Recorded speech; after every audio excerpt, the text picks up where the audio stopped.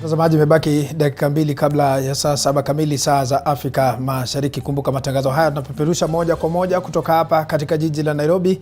Mimi ni mtangazaji wako Paul Kirobi. Moja kwa moja, Rais William Ruto anatarajia kuongoza hafla ya kukipa kikosi cha jeshi la Kenya bendera rasmi. Jeshi hilo litakuwa linaelekea katika taifa la DRC, haswa eneo la Mashariki, kudumisha amani chini ya mwavuli wa kikosi cha jeshi la Jumuiya ya Afrika ya Mashariki. Jeshi la Kenya litaelekea nchi ya DRC kufuatia uamuzi wa viongozi nchi zilizoko katika Jumuiya ya Afrika Mashariki katika mkutano wa awali mwezi Juni.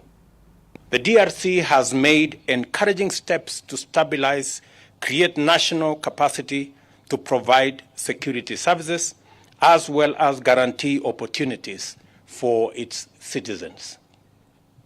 The country remains, however, burdened with serious challenges, and I believe that we owe a brotherly duty of solidarity to meet DRC halfway and stand together until the job is done. The situation in eastern DRC remains fluid at the operational and even at the diplomatic level. For years, peace has eluded the DRC on accounts of insecurity caused by armed groups and rebels who continue to target security agencies and civilian populations. This state of insecurity is of tremendous concern to humanity and to our region.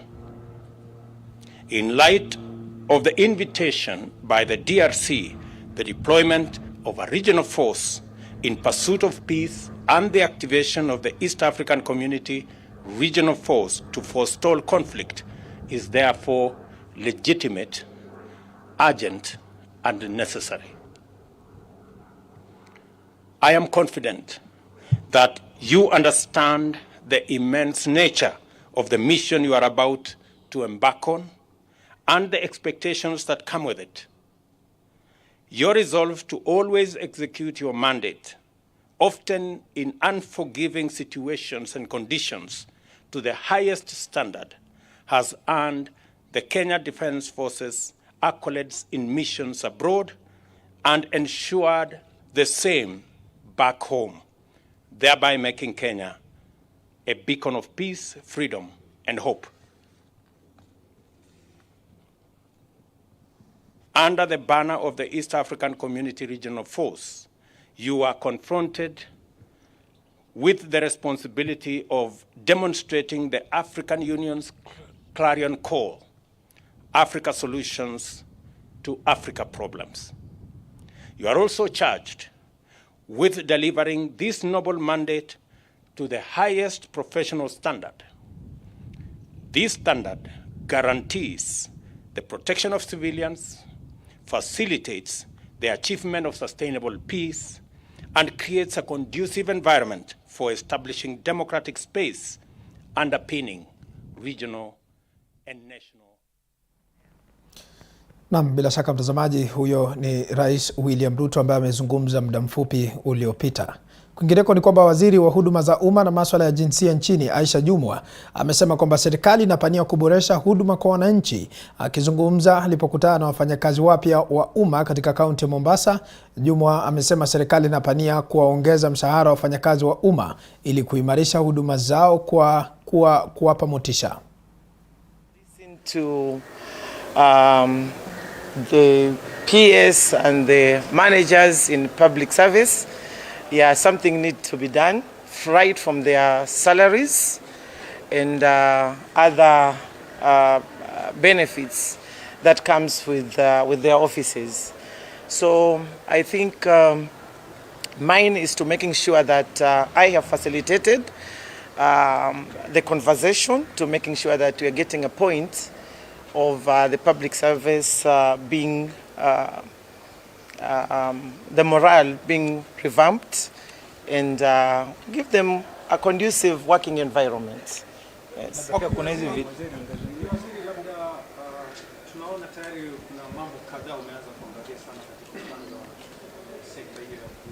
Ni kwa nini labda unaangazia hayo? Ni kwa nini kwamba imekuwa ni jambo la kwanza kufuatia, kando na kwamba unaangazia morali ya wafanyikazi katika idara ya utumishi kwa umma? Unapoingia katika nyumba ambayo ni mpya, lazima wajifahamishe na zile kona katika ile nyumba. Na mimi nimeingia katika Wizara ya Huduma za Umma, na Huduma Kenya program ni moja katika zile huduma ambazo public service inapeana. Kwa hivyo nilitaka kujua hasa huduma centers zinafanya kazi namna gani, zinahudumia watu wa Kenya namna gani, na Wakenya wanalipokeaje swala hili. Ndio maana nikaenda pale Teleposta kule Nairobi, ambapo ndio huduma head secretariat imekuwa housed pale. Nilitembea pale na nikafurahia sana. Mimi ni mmoja ambaye nilikuwa sijawahi shughulika na mambo ya huduma. Wakati ule, kama mnavyojua, tulikuwa upande ule na kazi yetu ilikuwa Tukiachana na taarifa hiyo, mtazamaji, kwingineko ni kwamba washikadau wa elimu katika kaunti ya Migori wameitaka serikali ya kitaifa kutumia vyuo vilivyopo tayari katika taasisi za kiufundi nchini kama nyongeza ya uandikishaji wa wanafunzi wa shule za upili. Student ratio as per the best international practices. Thank you. Now the principal of Kuja School will special defined in these special schools. Actually they are, but for the special needs teachers, we don't have that provision. Remember, even in the CBC classrooms, out of 38 schools in Kenya. Interesting for us as a working party is the commitment of citizens to find solutions to the issues that were given to us. That for me is a very, very encouraging thing, that Kenyans are coming to us, raising concerns, but also providing suggestions. Our duty as a working party, as we said in the morning, is to continue the listening process. And I hope that even you, as members of the Fourth Estate, just as I mentioned when we were inside, you're the next on the people I would like to hear from in terms of what your ideas are. Because one of the other things that has been raised with us is that Kenyans are also starting to tell us we do not know a lot about the CBC process. We have issues that we are concerned about, but we need to be told much more. So you are going to be partners in terms of providing solutions. So I hope we'll hear from you. Tukitoka kwa mtazamaji, kwa sasa tunavuka hadi katika maeneo ya Kajiado, ambapo wachuuzi katika soko la Ngong, eneo bunge la Kajiado Kaskazini, wameeleza ghadhabu zao kuhusiana na ukosefu wa umeme katika soko hilo kuanzia Ijumaa wiki iliyopita. Wachuuzi hao wanadai kuwa kutolipwa kwa bili ya umeme ndio sababu kuu, jambo ambalo limeathiri biashara zao. Sasa wanataka serikali ya kaunti ya Kajiado chini ya uongozi wa gavana Ole Lenku kuwajibikia swala hilo, kwani bidhaa zao zinaibwa na ukosefu huo umeathiri biashara zao kwa kiwango kikubwa. Ili kutatua uhaba huo, idara ya kushughulikia masuala ya umeme imewataka wachuuzi hao kuwa na subra ili mikakati kabambe iwekwe. Tunaambiwa ni bill ya Kenya Power ndio ilifanya wakati stima, na sisi tunalipa ushuru every day. Tunalipa 30 bob ila kibanda, na ukizunguka hii soko ina vibanda zaidi ya 2,000. Sasa ile pesa tunalipaka 30 shillings, tunashindwa inafanya kazi gani kama stima hatulipiwi na county. Na sasa hata kuogopa naogopa kukuja hapa mapema. Kwa sababu gani? Kwa giza nani nitaona, nani nitaporwa. Kwa hivyo tunaomba serikali itusaidie hii soko. Itusaidie hii soko, ndipo sasa tufanye kazi. Tunataka kufanya kazi kwa hii soko. Asubuhi 6:12 tuone hata customer yoyote yenye naingia. Tunashinda na vitu hapa, wanataka tulipe kanzo, hakuna pesa yenye tunapata. Vile ambavyo tumekuwa na shida ya stima pale sokoni, tunasema ya kwamba pole sana kwa hiyo shida ambayo imekuwa ya siku mbili, lakini nataka kuhakikishia wachuuzi wetu na ambao wafanyabiashara ambao wanafanya biashara pale katika soko hiyo ya Ngong ya kwamba shida hii itatatuliwa haraka iwezekanavyo. Kutoka huko mtazamaji, kwingineko ni kwamba maelfu ya wakazi kutoka eneo bunge la Gatundu Kaskazini katika kaunti ya Kiambu, hususan kijiji cha Kariminu, wameelezea wasiwasi wao kwa kipindi cha mwaka mmoja sasa kutokana na kusambaa kwa maji katika makazi yao. Wakazi hao wanasema ujenzi wa bwawa hilo haukukamilika, huku mwanakandarasi akitoweka kabla ya kumaliza shughuli hiyo.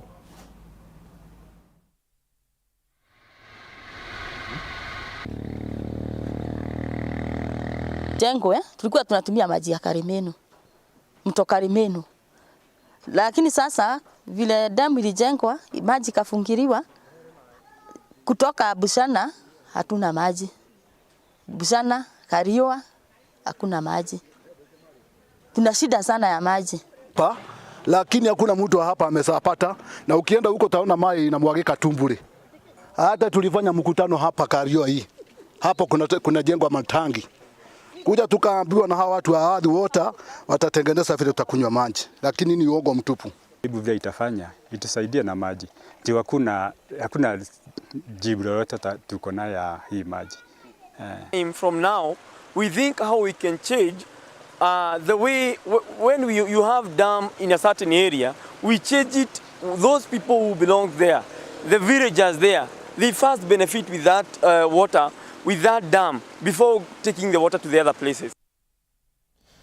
Mbali na hayo mtazamaji, kutokana na kuongezeka kwa idadi ya watoto wanaoishi mitaani na katika makazi maalum ya hifadhi ya watoto nchini, wataalamu wa haki za watoto sasa wanaitaka sheria kuchukua mkono wake na kuhakikisha watoto nchini wanapata malezi bora kutoka kwa wazazi wao, ila sio makazi hayo ambayo wanasema yanatumika na matapeli kibiashara. Tuungana na mwandishi wetu Holo Horace kutoka kaunti ya Nyeri atuarifu mengi zaidi. Naam, shukrani sana mwenzangu. Kama ulivyosema, nipo katika mji huu wa Nyeri, kaunti nambari 19 sasa hivi tunapozungumza. Mle ndani kunaendelea kikao cha kutoa kufanya tu majadiliano kuhusiana na mwelekeo wa haki za watoto, sasa hivi tukizungumzia yale makazi ya watoto, makazi maalum ya watoto. Na bila kuzungumza mengi, manake sitaweza kuyasema kama watakavyosema wenyewe, wacha niweze kupata tu moja kati ya wale wataalamu ama wale wahusika katika swala hili. Shukrani sana kwa kuweza kubali kuzungumza na sisi. Mwanzo mko katika kikao hapa, tafadhali tungependa uweze kujitambulisha kisha uweze kutueleza ni nani wamehusika na ni kipi ambacho mnaweza kukizungumzia haswa siku ya leo. Okay. My name is Mary Thiongo. I work for the National Council for Children's Services, and we are here today with the stakeholders in children's services, developing what we are calling the National Transitioning Guidelines for Child Care in Kenya. And this is as a result of another document that we had launched this year, which we refer to as the National Care Reform Strategy. And this is a strategy that is guiding all actors in children's services, especially those who have embraced institutional care, to transition from over-reliance on institutional care to reintegrating children back to families and communities. And this is also in line with the new act, which is giving the 10 years transition period from institutional care to family and based community care. So we are addressing all those push and pull factors, because even currently we are trying to see how parents can be educated on how to nurture and care for their children. And through the State Department for Social Development, we are developing the National Parenting Manual that is going to build capacity of parents in taking care of their children. And this National Care Reform Strategy, with the support of the transition guidelines we are developing, we are going to guide all the stakeholders and actors who work with and for children to know how to best care for children when they are within families and community setup, because that is within our culture. Traditionally, children belong to communities, children belong to families, but currently we find that there's so much over-reliance on institutional care. But the Constitution, the Act provides that this should only come as a last resort. We should explore all other avenues of preventing separation, encouraging children to live within their families and their communities, as opposed now to separating them with the family and placing them in institutions. Shukrani sana, na labda tuweze kupata kauli nyingine kutoka kwa mwingine hapa. Shukrani sana. Hivi utaanza na kujitambulisha na tumefikia wapi mpaka sasa hivi tulipo tukizungumzia haki za watoto, hali ya watoto katika nchi hii? Thank you very much. My name is Joseph Mudhuri. I coordinate a program called Legacy for Children in Kenya. This is a program that is working in 3 counties in Kenya, Kiambu, Murang'a, and Meru counties. But we are also working to support the government of Kenya to develop the national transition guidelines. That's why we are here in Nyeri today, because since the launch of the National Care Reform Strategy some 2-3 months ago, the government of Kenya is saying that we need to transition children away from institutions, away from orphanages, away from charitable children institutions, and to reunite them back to their families, back to their communities. Because you realize that in Kenya, we have about 45,000 children who are living in what we are calling orphanages. But you also realize that majority of these children are actually not orphans. So the strategy is saying that within the next 10 years, we should be able to take these children back to their communities, back to their families, because that's where they belong. Out of all these children, there's some research that's showing about 80% of children in orphanages have actually a parent or a guardian or a relative who can take care of them. So why are we having our children in institutions, in orphanages, when actually our constitution is saying that our children should grow up in families? The New Children Act of 2022 is giving us 10 years within which we should not have a single charitable children institution in Kenya.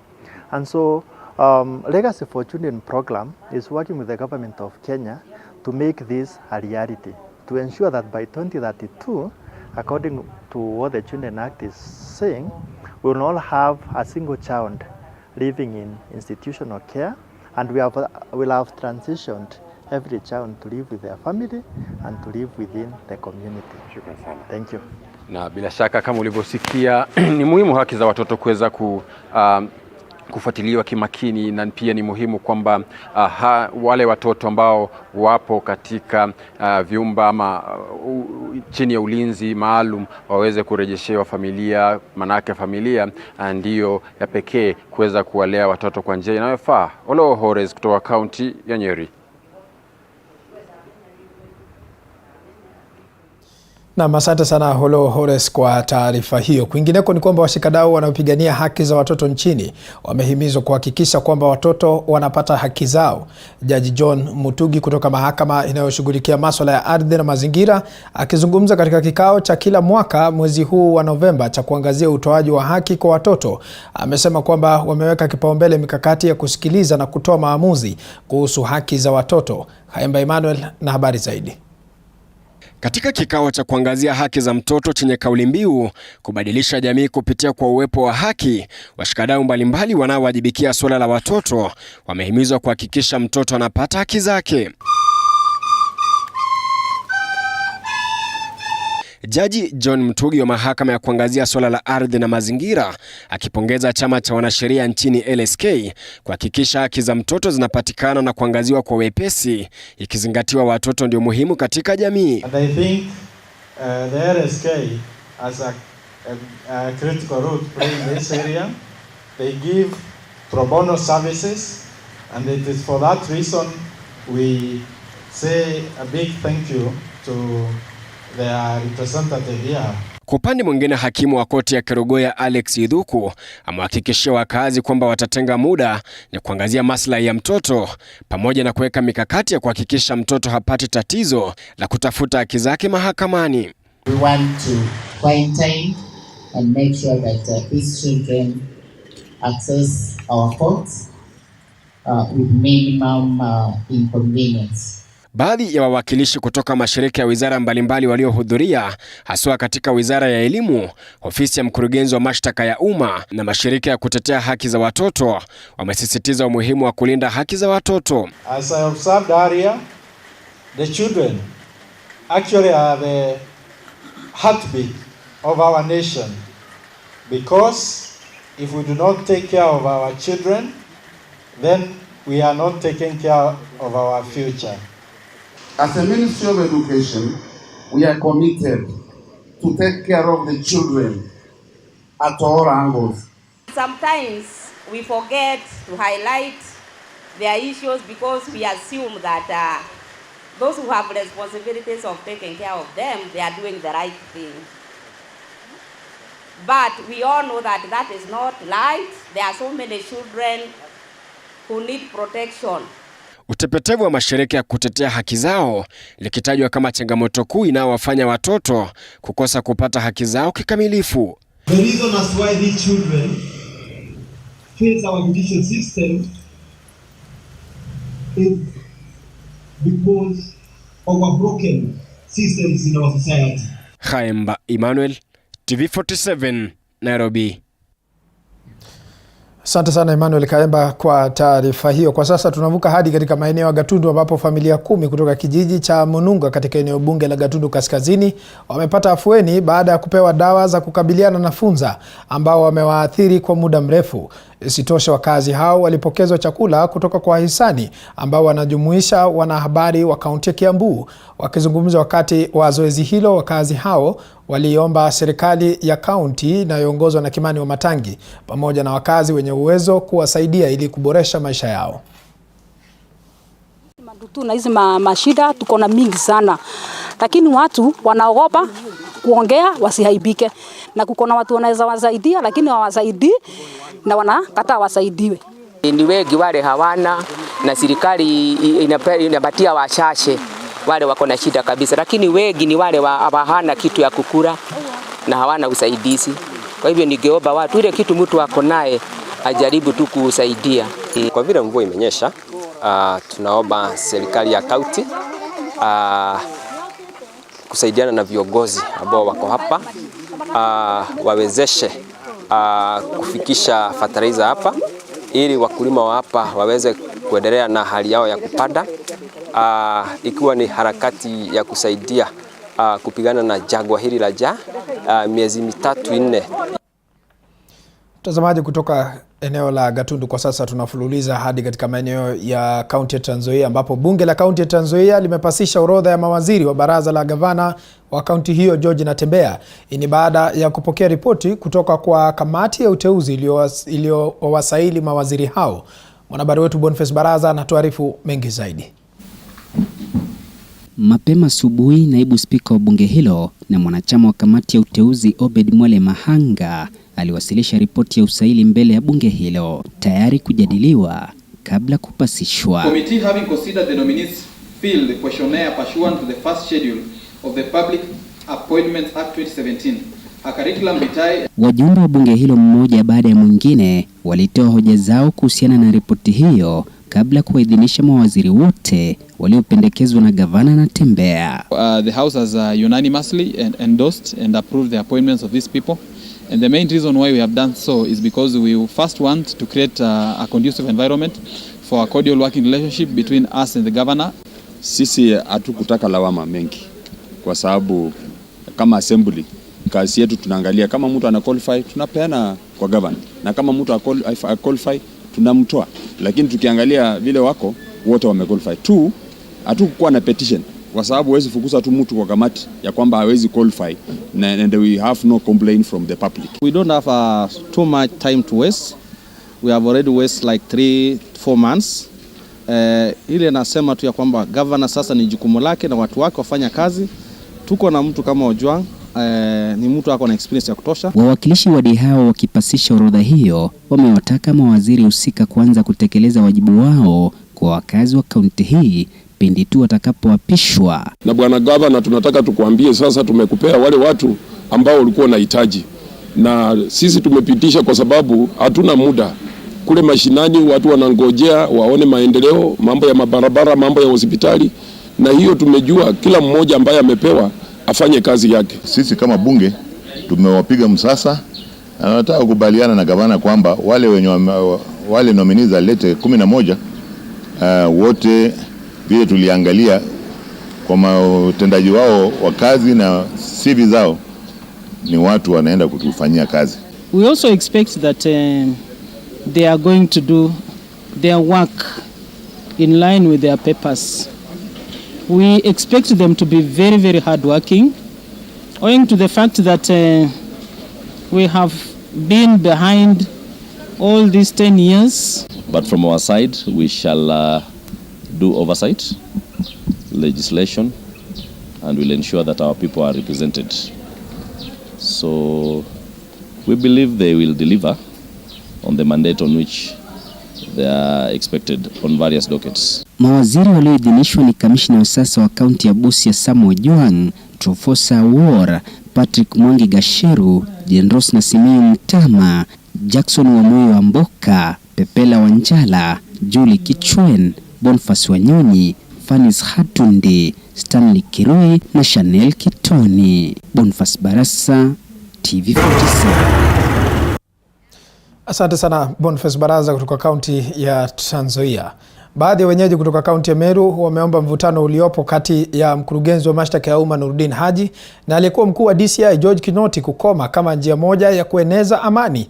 Wakiongozwa na mwenyekiti wa walemavu katika kaunti ya Meru Mike Makarina, wenyeji hao wamesema sio vyema Haji kumlaumu Kinoti hadharani badala ya kutatua tofauti zao kisiri. Anajiri baada ya Haji kudai kwamba kesi ya naibu wa Rais Rigathi Gachagua ilikumbwa na dosari nyingi alizozifahamu George Kinoti.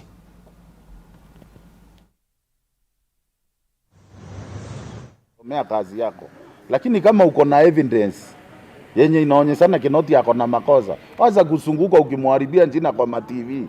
Enda direct mpeleke kotini, anjitetee kotini. Kwa hivyo tunamuomba siri ya serikali akae naye, asiongee kwa TV, asiambie Wakenya. Sisi tunajua serikali ndio inatuchunga.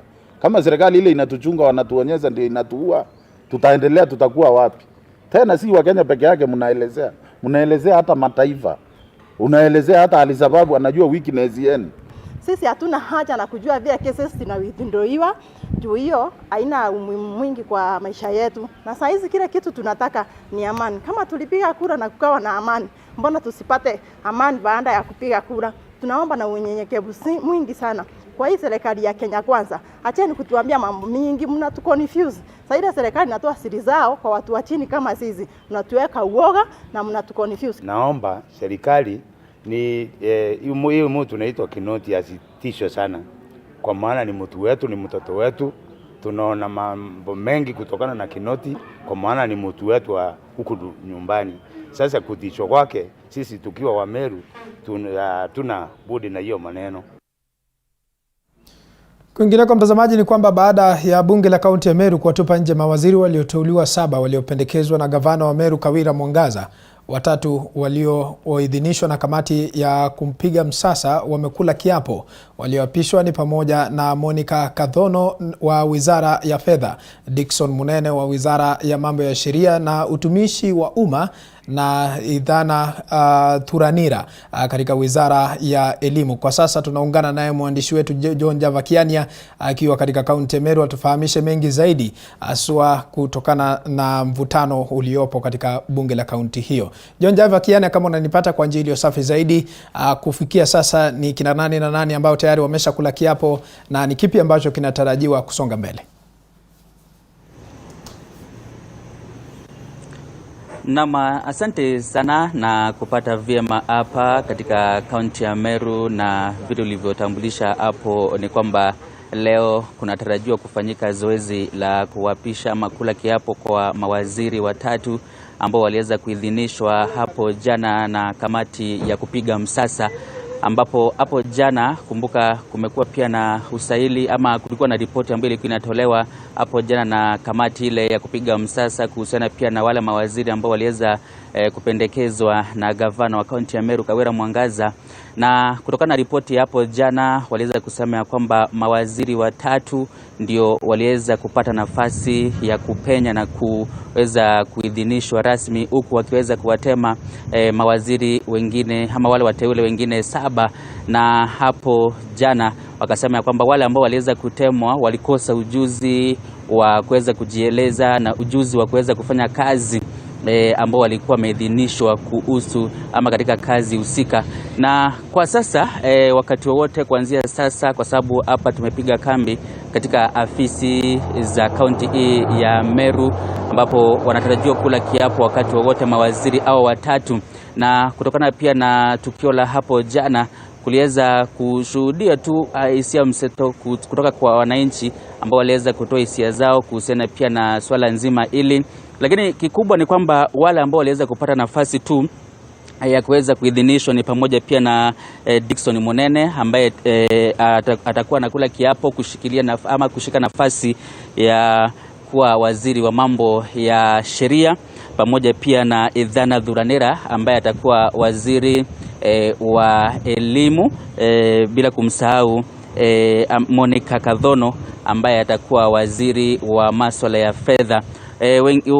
Wengine 7 waliweza kutemwa, na kikubwa ni kwamba baada tu ya msukosuko huo ambao uliweza kufanyika hapo jana, sasa wananchi pamoja pia na wenyeji tu kutoka kaunti ya Meru wanasema ya kwamba mvutano huu ambao umeweza kutokea hapo jana, kwa sababu iwapo mawaziri au watatu watakuwa na kula kiapo hivi leo, ina maana ya kwamba gavana wa kaunti ya Meru itabidi aweze kuenda na kutafuta mawaziri wengine ambao watakuwa wanaidhinishwa ili waweze kuchukua nafasi ambazo labda hazijapata nafasi, na hivyo basi ni kumaanisha ya kwamba ule mvutano kati ya wawakilishi wadi pamoja pia na gavana wa kaunti hii ya Meru bado unazidi kutetema zaidi.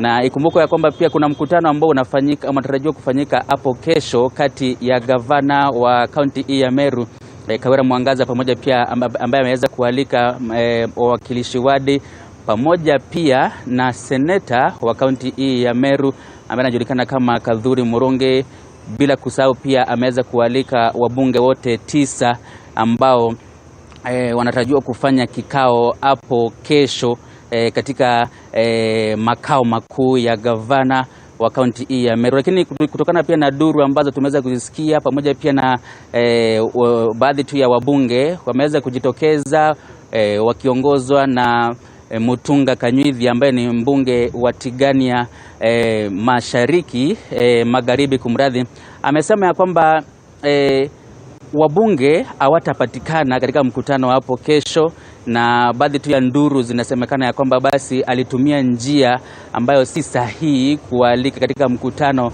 ambao unatarajiwa kufanyika hapo kesho. Kwa hivyo la kusubiria ni kuona kama basi mkutano wa kesho utafanyika kati ya gavana na wawakilishi wadi, kwa sababu kuna naibu kiranja wa bunge la kaunti ya Meru amesema ya kwamba nafasi ama ile njia ambayo imeweza kutumika pia kuweza kualika katika mkutano ule basi haijafuata utaratibu ambao unafaa kufuata, kwa sababu hawezi enda katika makao yake rasmi, kwa sababu wanahisi ya kwamba ni kudharauliwa na kutumika vibaya. Kwa hivyo la kusubiria ni kuona kama basi mkutano hapo kesho utafanyika, kuona ni lipi litakuwa linafanyika. Kwa sasa nitarejesha kwako Paul Kirobi kwa mengi zaidi. Na asante sana John Java Kiania kutoka kaunti ya Meru kwa kusemezana na kutupa kauli kuhusiana na ni kipi ambacho kinajiri katika kaunti hiyo. Kwa sasa mtazamaji, tunachukua pumziko mafupi, lakini tukirejea tunakuja na mengi zaidi. Kumbuka unazidi kufuatilia matangazo haya kupitia mtandao wa Facebook ambayo ni TV47 Live, kwa mtandao wa Twitter ni @TV47KE @Paul Kirobi, lakini kwa sasa wacha tuchukue pumziko mafupi. Usiende mbali.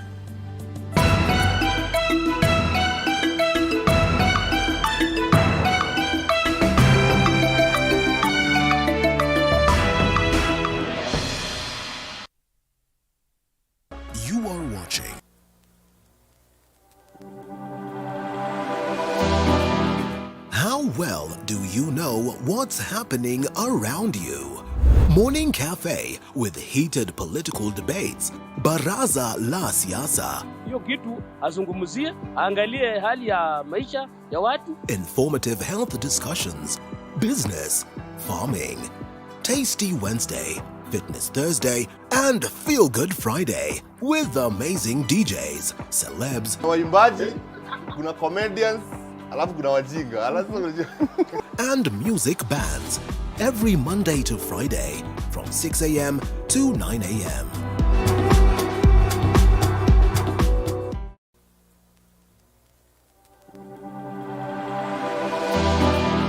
How well do you know what's happening around you? Morning Cafe with heated political debates. Baraza la Siasa. Hiyo kitu azungumzie, angalie hali ya maisha ya watu. Informative health discussions.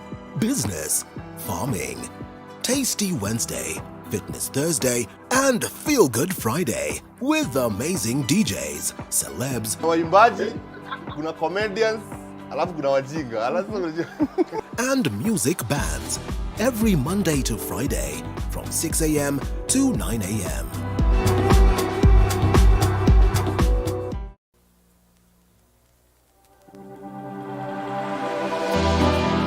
How well do you know what's happening around you? Morning Cafe with heated college, my skills, my future. You are watching TV 47, the home of untold stories.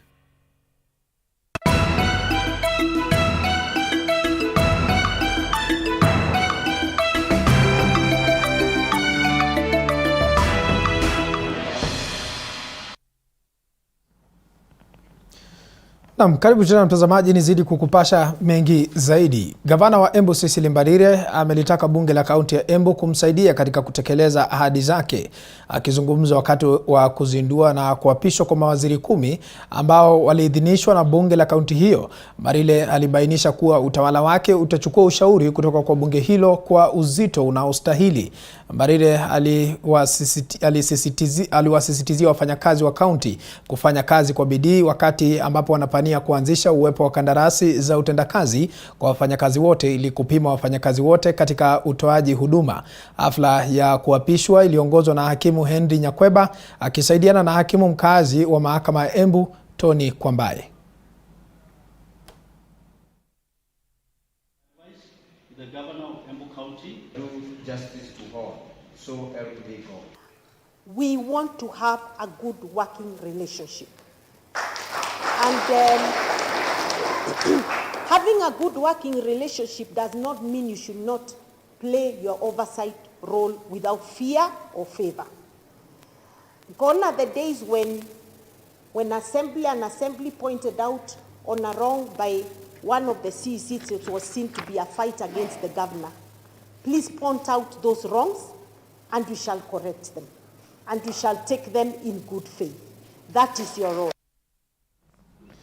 Kwingineko mtazamaji, katika kaunti ya Kilifi ni kwamba serikali ya kaunti ya Kilifi kwa ushirikiano na mashirika yasiyo ya kiserikali ikijizatiti kurahisisha utoaji wa huduma kwa wagonjwa wenye matatizo ya akili. Idadi ya watu wenye matatizo hayo imeripotiwa kuongezeka sambamba na vijana wanaojihusisha na matumizi ya dawa za kulevya. Anavyoarifu Sylvia Nyongesa, wadau wa afya wametaka hasa kufanywa ili kusaidia walio na matatizo ya akili katika kaunti hiyo.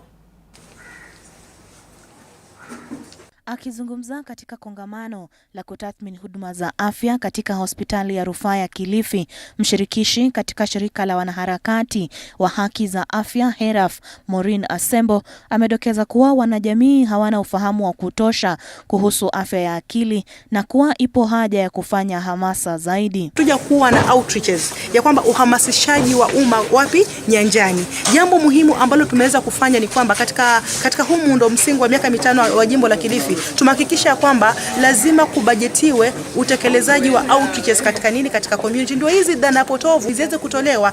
Msimamizi wa hospitali ya rufaa ya Kilifi, Timothy Musau, hata hivyo amelalamikia ukosefu wa wadi za wagonjwa wa matatizo ya akili katika kaunti hiyo, hali inayowalazimu wagonjwa kutafuta huduma katika kaunti jirani ya Mombasa. Hatuna madaktari wengi ambao wanaweza kufanya diagnosis na treatment ya ugonjwa wa akili kwa Kilifi, na tunaomba kama Kilifi County Government ituongezee nafasi ya kupatia madaktari wetu nafasi ya kwenda kuspecialize in mental health. Hapa Kilifi County Hospital hatuna ward maalum ya kuweka wagonjwa wa akili. Familia za wagonjwa pia zimelaumiwa kwa kuwatelekeza wapendwa wao hospitalini kwa kuepuka majukumu au kukosa maarifa ya kuwashughulikia. Ulezi. Na hao nao hatuwezi tukawalaumu sana, maana sasa hali ya uchumi imekuwa ngumu zaidi. Lingine sasa ni kuruhusiwa kwa madawa ya kulevya. Kwa sasa wito umetolewa kwa serikali ya kaunti ya Kilifi na ile ya kitaifa kuangamiza matumizi ya dawa za kulevya ili kupiga jeki vita dhidi ya matatizo ya akili. Ninaporipoti kesi ya madawa ya kulevya, ninaona kwamba hatua inayochukuliwa haijakuwa nzuri zaidi. Mwaka 2000 na kwenda mbele, mambo itakuwa ni magumu. Naona tu vijana wetu wanadidimia na wasichana wetu. Sijui tunaelekea wapi. Sylvia Nyongesa, TV47. Na mtazamaji, na kama nilivyokuwa nimekuarifu kwamba majeshi ya KDF watakuwa wanasafiri katika nchi ya DRC. Kwa sasa ambaye anazungumza ni waziri wa ulinzi Aden Ndwale. Hebu tuvuke moja kwa moja tusikilize hotuba yake. Exactly what's the time frame? We can give a time frame and the players there will say, okay, fine, they are here. Can we wait, and then once they leave, we are back. So we can't give you a time from now. We have a task. Yeah, but we have a task. Yes, we have a task, and we have a mission to accomplish: peace and security. By how much of an effect will this have on the other missions that Kenya is participating in, say in light of Yes. Artemis, where we've seen recent attacks in Somalia? How much of an effect will this have on the other missions? Well, thank you very much. As you will all know, Kenya has been engaged in a range of peacekeeping missions, peace support operations across the world. To date, I think we are standing at 46 since independence. So we have stood to be counted, and this is one of those missions where we are making our contribution as we have. So there will be no effect on the other missions. We'll remain engaged in Artemis, in other missions where we are. And so our contribution to international peace and security will remain robust as has been. Just a quick one. The CDF said that the Rwandan troops will be operating on their territory on the common border with DRC. Are there plans to bring Rwanda on board to also cross over to help with containing the fire in DRC? I think the decision for this mission was already firmed up in the summit, and that is what is going to be guiding our operation and mission there. Thank you. Okay, thank you. Okay, thank you so much. Thank you. Mtazamaji, ni picha za moja kwa moja kutoka katika eneo la Embakasi ambapo wanajeshi wa KDF watakuwa wanasafiri kuelekea katika nchi ya DRC. Kwa sasa mtazamaji, tutavuka katika kaunti ya Meru ambapo shughuli ya kuapishwa kwa mawaziri katika kaunti hiyo kwa sasa inaendelea na wanakula kiapo kwa sasa. Wacha tuvuke moja kwa moja tusikilize ni kipi ambacho kinajiri. I have sealed the oath this 2nd day of November, the year of our Lord. Please take your seat there. And somebody bring forward.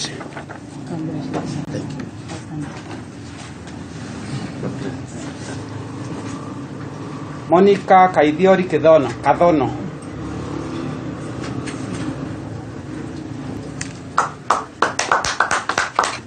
Thank you. Yes. Go back. Thank you so much.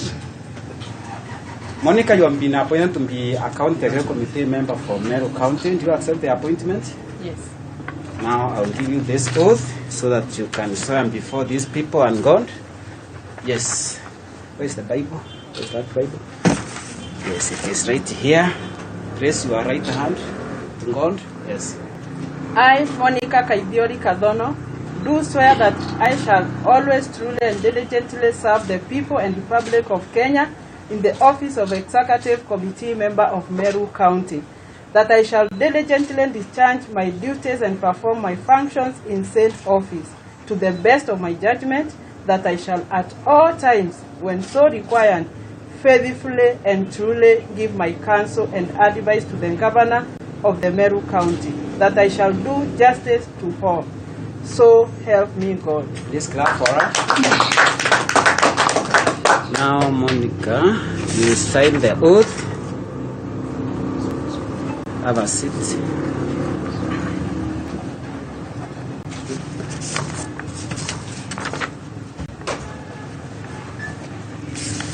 I seal this oath this second day of November 2022, the year of our Lord. Thank you, Monica. Greet the governor and the deputy as you take your seat. Thank you. Congratulations. Thank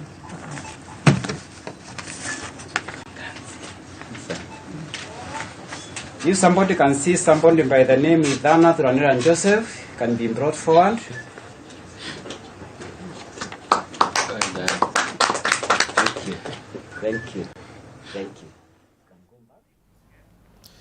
Na mtazamaji, kumbuka ni picha za moja kwa moja kutoka katika kaunti ya Meru, ambapo mawaziri watatu ambao walikuwa wameidhinishwa na bunge kwa sasa ndio wanakula kiapo. Kumbuka 7 tayari wameshatemwa nje kati ya 10 ambao walikuwa wamependekezwa. Taarifa hiyo tutakuletea kwa mapana na marefu, na mwandishi wetu John Javakiania amekita kambi katika kaunti ya Meru tayari kufuatilia taarifa hiyo. Kwingineko ni kwamba wakazi wa kaunti ya Kilifi walioathirika na janga la njaa wanaendelea kupokea msaada wa vyakula baada ya kaunti ya Kilifi kusambaza chakula cha msaada upya. Gavana Gideon Mung'aro alizindua msafara wa malori 20 ambayo yatasafirisha msaada huo wa vyakula na dawa katika maeneo yanayokumbwa na janga la ukame. Mung'aro amesisitiza upanzi wa miti ambao ameutaja kama njia moja ya kukabiliana na janga la ukame nchini. Wakati huo huo, imebainika kuwa takriban Wakenya milioni 4 wameathirika na ukame kote nchini. Kulingana na naibu mkurugenzi wa shirika la Msalaba Mwekundu nchini Anete Msambeni, ukanda wa Pwani pekee wakazi takriban 600,000 wameathirika na janga la ukame, hususan maeneo ya Ganze na Magarini, Kwale, Taita Taveta na kaunti ya Tana River. Hata hivyo, shirika hilo limeanzisha mipango ya ugavi wa chakula cha msaada kwa waathiriwa. Tunajaribu kuona mbinu badala za kupatia watu mbinu ya kutengeza ama kutengeza biashara nyingine ili waache kuchoma makaa. Kuna mipango inawekwa mahususi, kwa maana katika kijijini kuna watu wetu pale tunawaita ward administrators, kuna machiefs, tunafanya kazi na serikali kuu, kuna waheshimiwa wetu MCA, kuna kamati kule vijijini ambayo imesetiwa kando ili kuhakikisha inaweza kuidentify wale watu wote ambao wameathirika, ili chakula inapofika sehemu ile watu wale ambao wanahusika ambao wameathirika hao ndio wanapata chakula. Situation in the country as regards the drought is very bad. It's worsening day by day. Today we are talking nationally of about 4.35 million Kenyans in need of humanitarian assistance, either through water, through food, or through health interventions in response to the drought. Particularly here in the coast region, we have over 678,000 people who are affected by the drought, and the numbers are increasing. They are getting worse. Tukiachana na hayo, mtazamaji, maelfu ya wakazi wa mtaa wa mabanda wa Majengo na Liki mjini Nanyuki wamefaidi na chakula cha msaada wenye dhamani ya shilingi 500,000 kutokana kwa wawekezaji na wamiliki wa baa na hoteli mjini humo. Zoezi hilo la usambazaji chakula cha msaada ulimpa kila mkazi fursa ya kupokea unga wa ugali, mchele pamoja na maharagwe. Kamishna wa kaunti ya Laikipia kadhalika aliwapongeza wafanyabiashara kwa juhudi zao kuhakikisha jamii zinazoshuhudia njaa zinapata chakula. Tumeshukuru sana vile government county commissioner ameshirikiana na sisi, amekuja kuona ile biashara tunafanya na pia kuona kule chakula inaenda, na tungependa iwe mtindo kwa country mzima juu chakula kumekuwa na drought kubwa sana Kenya. Ili hali chakula haiko kila mahali, lazima wanabiashara wajitolee kusaidia wale hawana.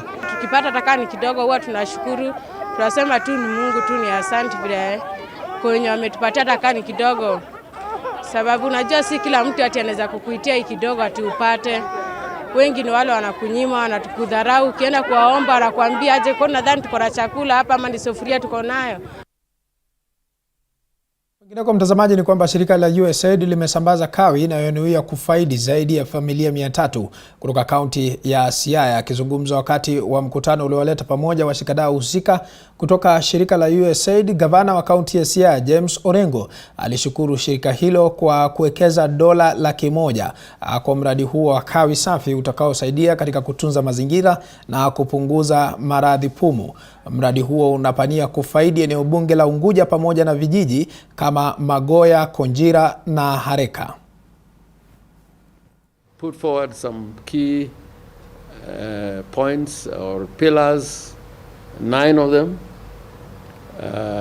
but for purposes of today we can mention the pillar of health, food security, of water, provision of water, and youth and empowerment of women.